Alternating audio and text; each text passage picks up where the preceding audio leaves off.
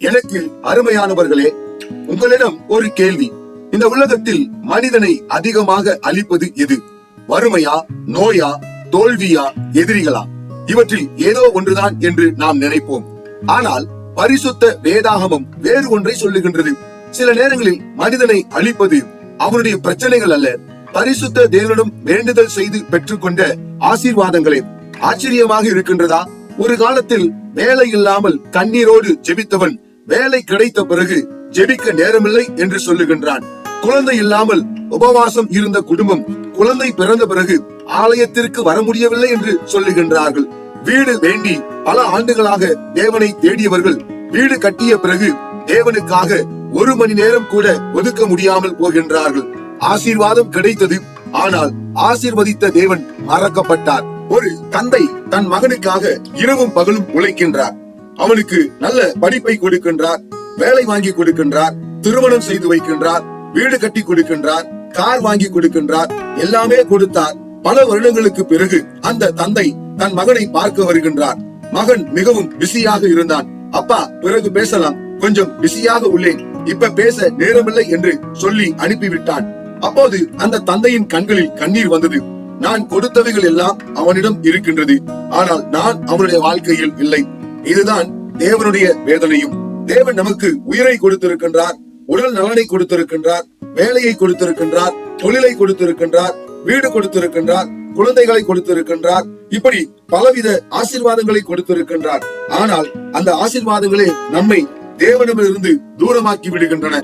ஆம், குறைவுகள் மனிதனை ஜெபிக்க வைக்கின்றன, ஆனால் ஆசீர்வாதங்கள் மனிதனை ஆசீர்வதித்த தேவனை மறக்க வைக்கின்றன.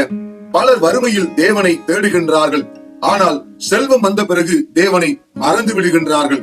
பலர் நோயில் உபவாசம் இருக்கின்றார்கள், சுகம் வந்த பிறகு ஜெபத்தை நிறுத்தி விடுகின்றார்கள். சாத்தான் உன்னை குறைவுகளில் தோற்கடிக்க முடியாவிட்டால் ஆசீர்வாதங்களிலேயே உன்னை வீழ்த்த முயற்சிப்பான். அதற்கு மிக சிறந்த எடுத்துக்காட்டு சாலமோன் ராஜா. பழைய ஏற்பாட்டு புத்தகத்திலே சாலமோன் இஸ்ரவேலின் 3வது ராஜாவும் மகா ராஜாவாகிய தாவீது மற்றும் பத்சேபாளின் மகனும் ஆவான். தாவீது முதுமை அடைந்த போது தேவனுடைய சித்தத்தின்படி சாலமோன் ராஜாவாக அபிஷேகம் செய்யப்படுகின்றான். இளம் வயதில் மிகப்பெரிய தேசத்தை ஆள வேண்டிய பொறுப்பு அவன் மீது வருகின்றது. ஆட்சியின் தொடக்கத்தில் சாலமோன் கிபியோனில் தேவனுக்கு 1000 சர்வாங்க தகன பலிகளை செலுத்துகின்றான். அந்த இரவு தேவன் சாலமோன் கனவில் தோன்றி, நான் உனக்கு கொடுக்க வேண்டியது என்ன கேள் என்று கேட்கின்றார். சாலமோன் தனக்காக செல்வத்தையோ நீண்ட ஆயுளையோ எதிரிகளின் மரணத்தையோ கேட்கவில்லை.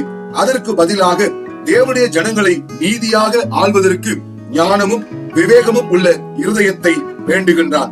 அவனது தாழ்மையான வேண்டுகோளால் பரிசுத்த தேவன் மகிழ்ந்து சாலமோனுக்கு அளவற்ற ஞானம் மட்டுமல்ல, செல்வம், கீர்த்தி, மகிமை ஆகியவற்றையும் சேர்த்தே கொடுக்கின்றார். சாலமோனின் ஆட்சி காலம் இஸ்ரவேலின் பொற்காலம் என்று அழைக்கப்பட்டது. நாட்டில் சமாதானமும் வளமையும் நிலவின.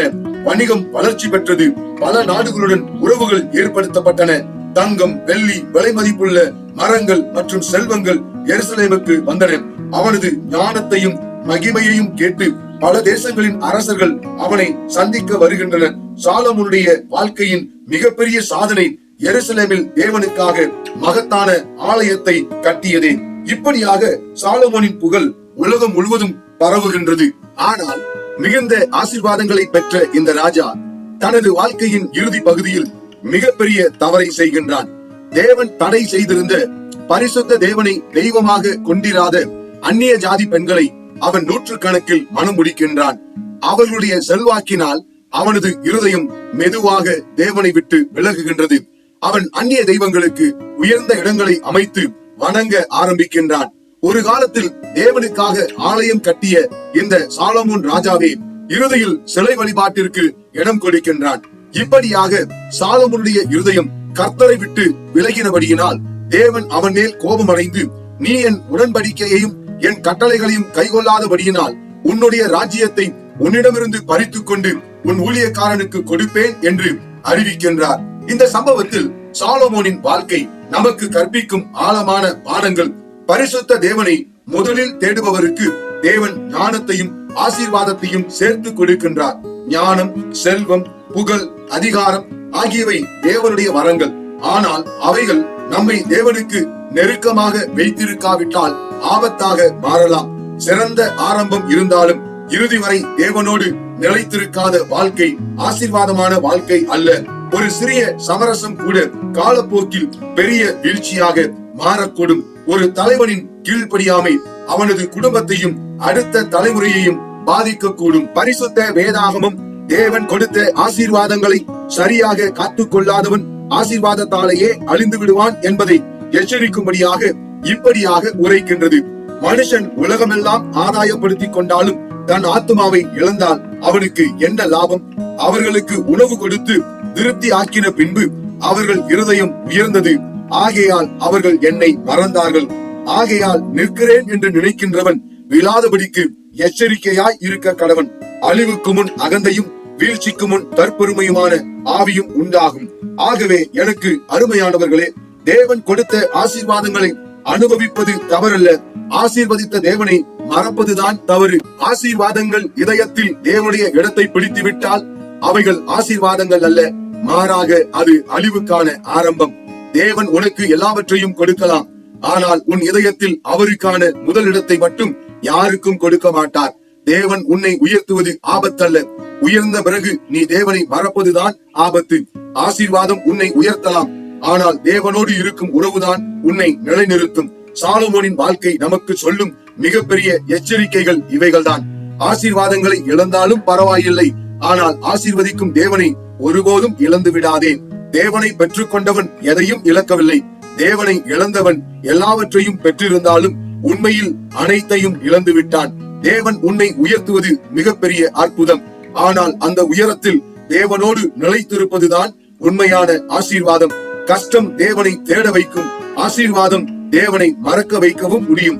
ஆகவே தேவன் கொடுத்த ஆசீர்வாதங்களை அனுபவியுங்கள், ஆனால் ஆசீர்வதித்த தேவனை ஒருபோதும் இழந்து விடாதீர்கள். இக்காணொலியில் இறுதி வரை கண்டும் கேட்டும் உணர்ந்தவைகளை தங்களின் அன்றாட வாழ்வில் கைகொள்ளப் போகின்ற உங்கள் யாவரையும் பரிசுத்த தேவனும் உயிர்த்தெழுந்த ஆண்டவருமாகிய இயேசு கிறிஸ்து அளவில்லாமல் ஆசீர்வதிப்பாராக.